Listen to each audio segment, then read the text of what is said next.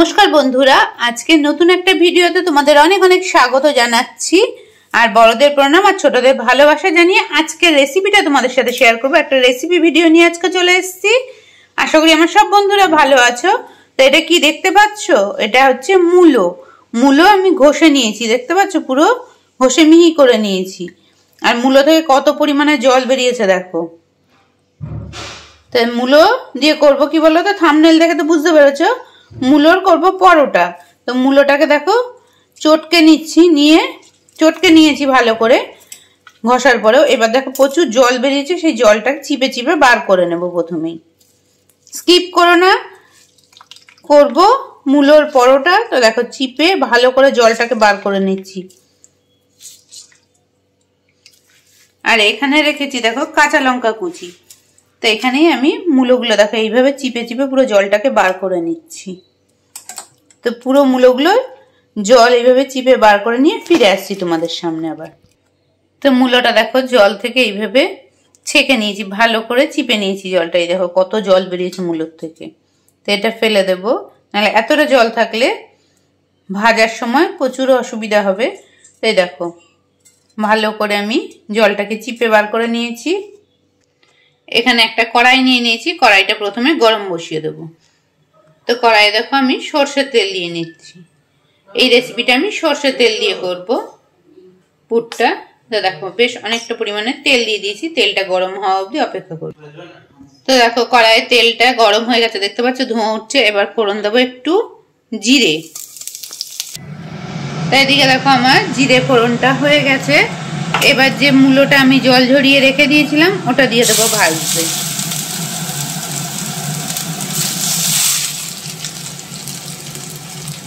দেখো এটা একটু ভাজা ভাজা করে নেব। দেখো মূলোটাকে ভালো করে একটু ভাজা ভাজা করে নিচ্ছি।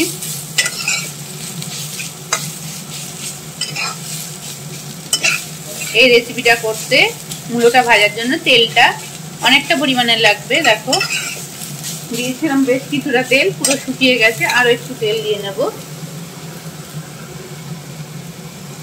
আরো দেখো 1 চামচ মতো তেল দিয়ে নিলাম। তো মূলোটা দেখো ভালো করে ভাজা ভাজা করছি। এবার এখানে দেব আদা বাটাই। দেখো ছোট চামচে 1 চামচ মতো আদা আমি বাটি নিয়ে এটা ঘষে নিয়েছি, তো সেটাই দিয়ে দেবো এর সাথে। আদা আর মূলোর গন্ধটা যাওয়া অবধি ভালো করে একটু ভেজে নেব।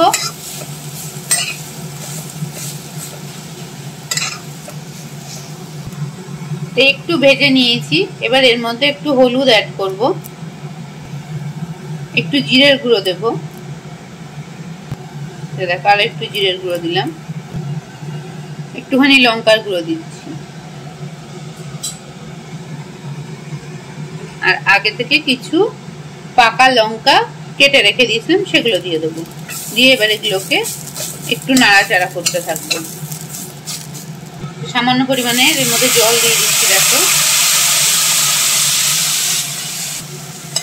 একটু জল দিয়ে দেখো পুরটা নাড়াচাড়া করছি।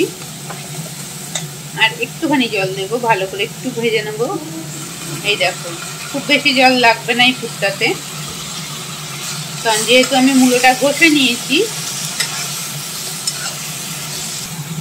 নুন দিয়ে দিচ্ছি, স্বাদ মতো নুন দেবে। চিনি দিয়ে দিচ্ছি। এই পুরটা খুব ঝালও হবে না, আবার খুব মিষ্টিও হবে না, একটু ঝাল মিষ্টি একটু টক হবে। তো এটা দিচ্ছি। আর এখানে দেখো আমি একটা লেবুর রস করে নিয়েছি, সেটাও দিয়ে দিচ্ছি। দিয়ে এবার ভালো করে এটাকে নাড়াচাড়া করবো, শুকনো শুকনো একদম করে নেবো। ভাজতে ভাজতে একদম শুকনো হয়ে যাবে পুরটা। তা এখন এর মধ্যে দেবো আমি একটু কস্তুরি মেথি। তোমরা এখানে ধনে পাতা দিলেও দিতে পারো। আমি কস্তুরি মেথিটা দেখো হাত দিয়ে একটু ডলে দিয়ে দিলাম। দিয়ে আবার একটু ভালো করে নাড়াচাড়া করতে থাকবো। তো পুরটা দেখো আমার একদম শুকনো শুকনো হয়ে গেছে। এবার এর মধ্যে একটু গরম মশলা দিয়ে দেবো। এটা শুধু গরম মশলা না, জিরে, ধনে, তেজপাতা, গরম মশলা, কস্তুরি মেথি সবকিছু একসাথে ভেজে গুঁড়ো করা আছে, সেই মশলাটাই এর মধ্যে দিয়ে দিচ্ছি। দিয়ে এবার একটু নাড়াচাড়া করে নামিয়ে নেবো। দেখো আমার পুরটা একদম রেডি হয়ে গেছে, দেখতে পাচ্ছ কড়াই থেকে পুরো ছেড়ে এসেছে।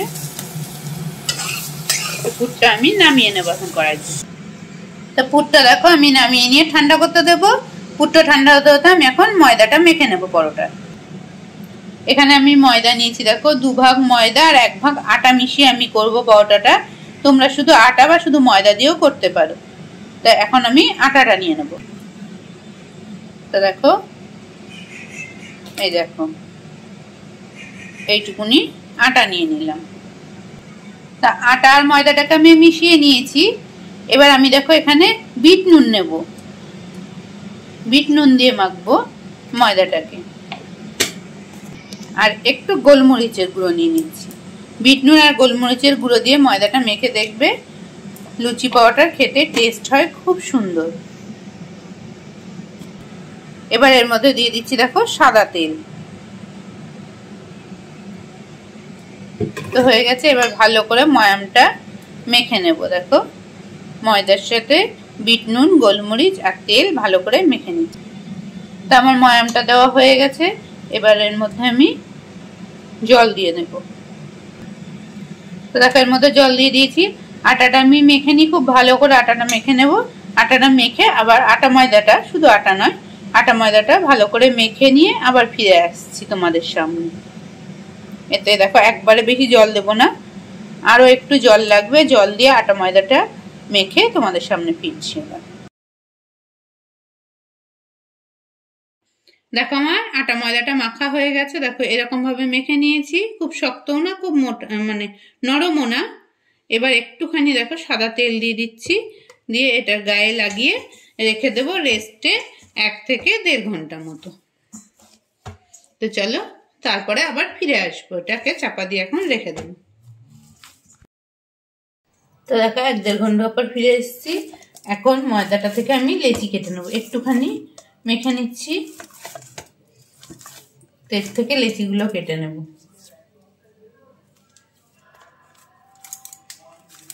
চলো লেচিগুলো কেটে তোমাদের সামনে ফিরছি। তো দেখো এই ময়দাটা থেকে আমি 8টা লেচি কেটেছি। লেচিগুলো দেখো একটু মোটা মোটা করেছি, যেহেতু মূলোর পরোটা করছি। তো পুরগুলো ভরবো, একটু মোটা হলে খেতে ভালো লাগবে। তো এই দেখো এরকম বাটির মতো প্রথমে করে নিচ্ছি। এই যে পুরটা নিয়েছি, পুরটা দিয়ে দিচ্ছি। একটু বেশি পরিমাণে পুরটা দেবো, তাহলে খেতে ভালো লাগবে পরোটার পুরটা হলে। তো দেখো এইভাবে আমি মুখটা মেরে দিচ্ছি।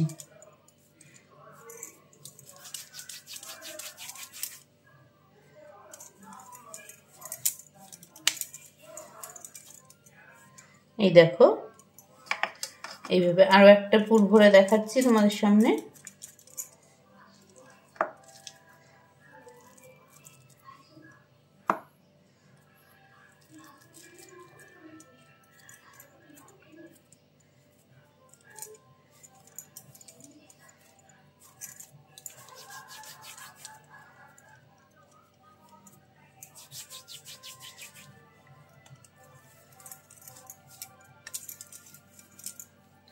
এইভাবে বাকি পুরগুলো ভরে নেব। এই চাকিতে একটু তেল মাখিয়ে নিয়েছি। এবার খুব হালকা ভাবে পরোটাগুলোকে বেলে নেব। খুব বেশি চাপ দেব না, তাহলে পুরটা বেরিয়ে যাবে। খুব হালকা হাতে পরোটাটাকে আস্তে আস্তে ঘুরিয়ে ঘুরিয়ে বেলে নিচ্ছি। দেখো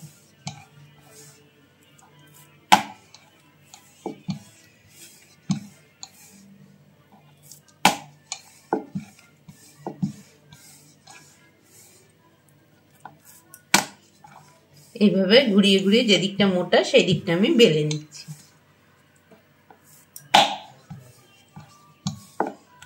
এটা তোমরা আটা দিয়েও বেলতে পারো, তবে আমি তেল দিয়ে বেলছি।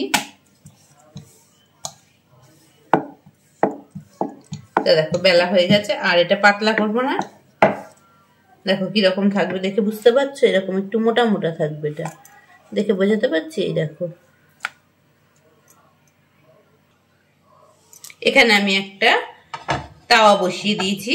পরোটাগুলো তাওয়াটা গরম করে নিয়েছি। এবার পরোটাটাকে দেখো দিয়ে দিচ্ছি এর মধ্যে। তো দেখো পরোটাটা একটা দিক প্রায় ফুলে উঠেছে। এবার উল্টে দিচ্ছি। এবার এর মধ্যে সাদা তেল দিয়ে দিচ্ছি।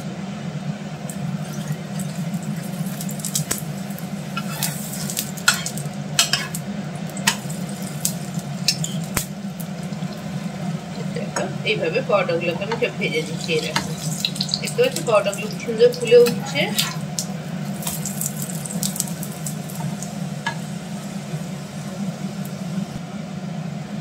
দেখো পরোটাগুলো কি সুন্দর ফুলে যাচ্ছে। দেখো একটু করে চাপ দিতে দেখো একদম গোল হয়ে ফুলে গেছে পরোটাটা।